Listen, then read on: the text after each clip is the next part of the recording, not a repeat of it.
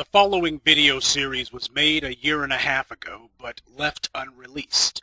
I felt that old sinking feeling from the outset and decided that rather than add my voice to what at the time was an already crowded field, that it would be best to wait to see how this murder played itself out. Neither my analyses nor conclusions have changed or been proven wrong, sadly. With the exception of the special comment at the very end, the video has been left as I made it. 911, do you need police, fire, medical?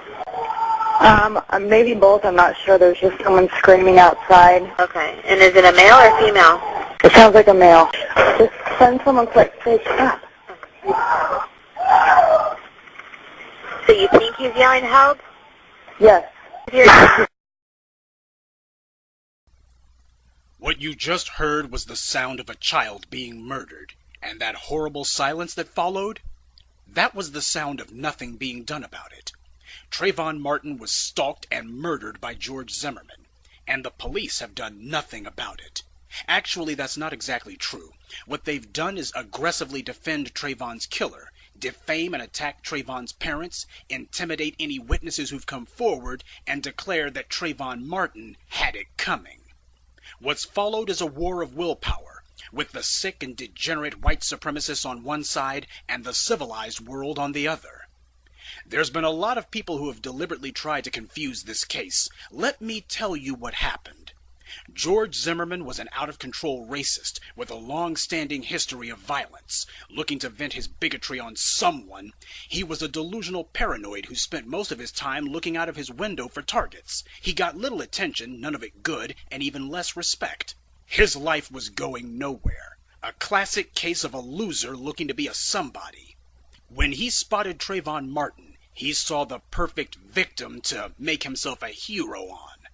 He then got in his SUV and proceeded to stalk Trayvon around the neighborhood.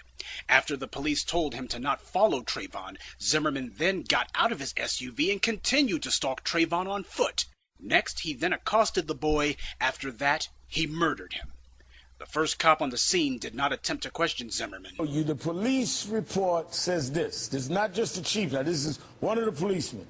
At no point did I question Zimmerman about the incident that had taken place. Now, this is the policeman on the scene. This is what he said in his police report. When you get an answer sheet that was given by the chief, Bill Lee, he says this: when the Sanford Police Department arrived at the scene of the incident, Mr. Zimmerman provided a statement claiming he acted in self-defense. So the officer on the scene said never talk to him, never question him, yet the police chief says he gave a statement.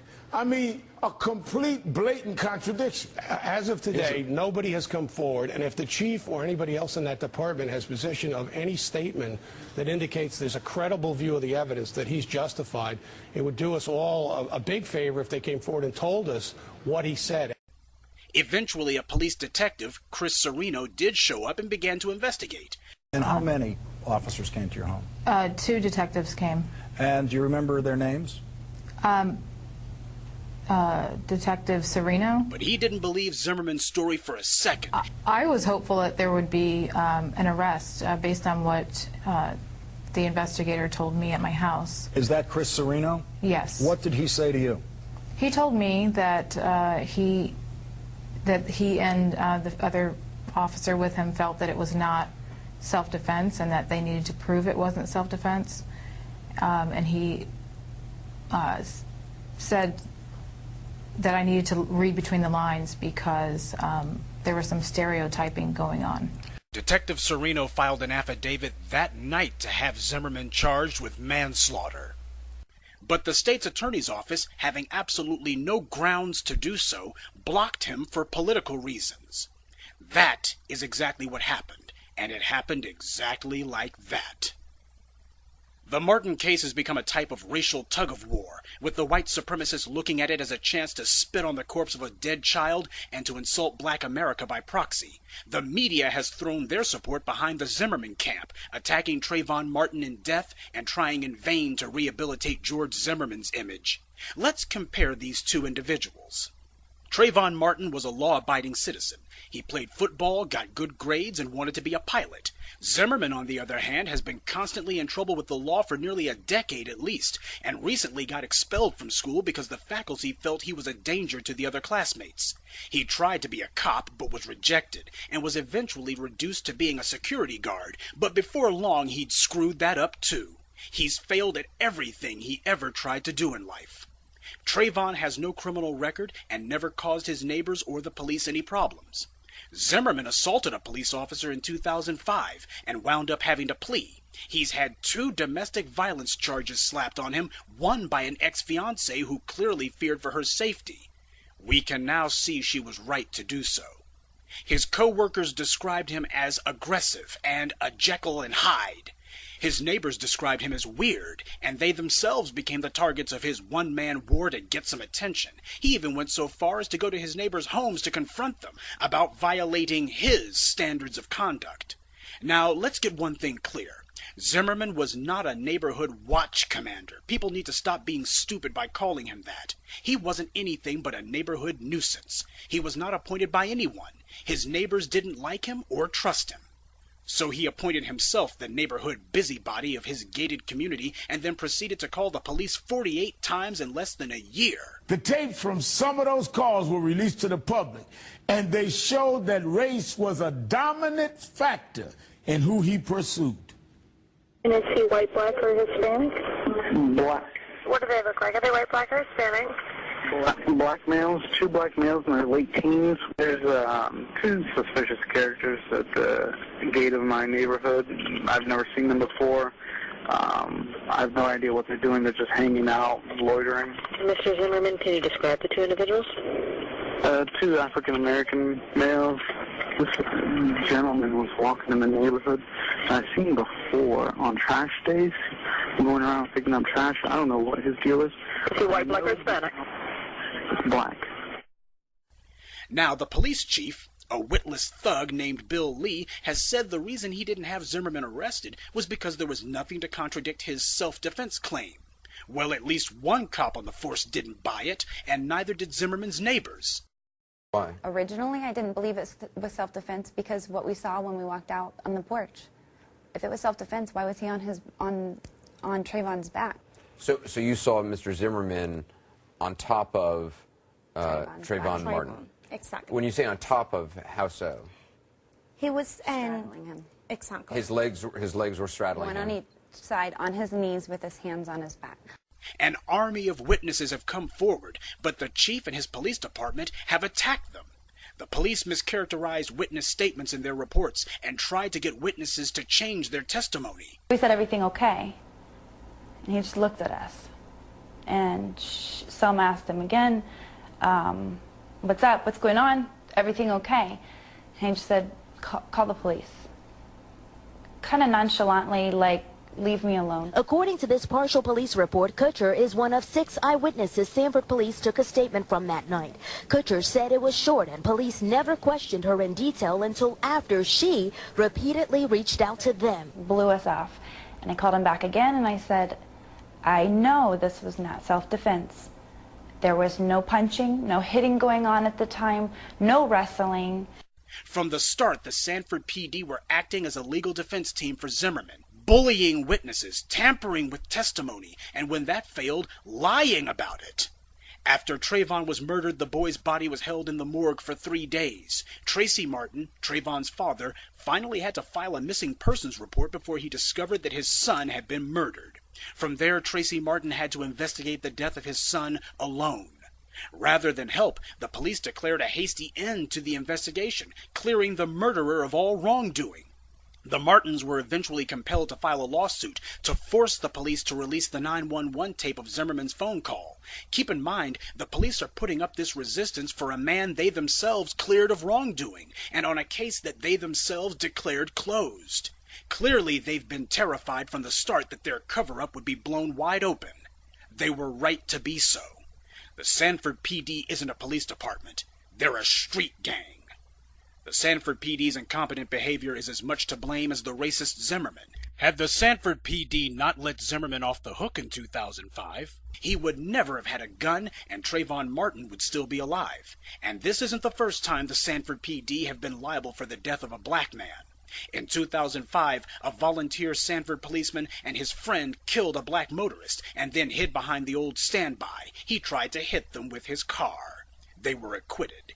In 2010, a Sanford police lieutenant's son attacked a homeless black man just for kicks, and the department did nothing about it until after the video surfaced on YouTube, 7 weeks after the assault.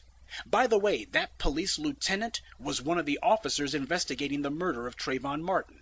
No wonder the cops were so eager to intimidate witnesses and cover up this crime. They've had plenty of practice. But the worst behavior came from Police Chief Bill Lee himself, who's gone on several tirades brazenly defending and praising Zimmerman as the victim and blaming Trayvon Martin for being murdered. But Lee wasn't done whining yet. He then went on to wallow in self-pity, decrying how unjust it was that as a white man, people didn't just take his word for it. At no point does he hold Zimmerman responsible for any of this, and at no point does he express grief for the dead child or condolence for his grieving family. Bill Lee is the modern-day Bull Connor. He's the epitome of good old boy law enforcement in the Deep South.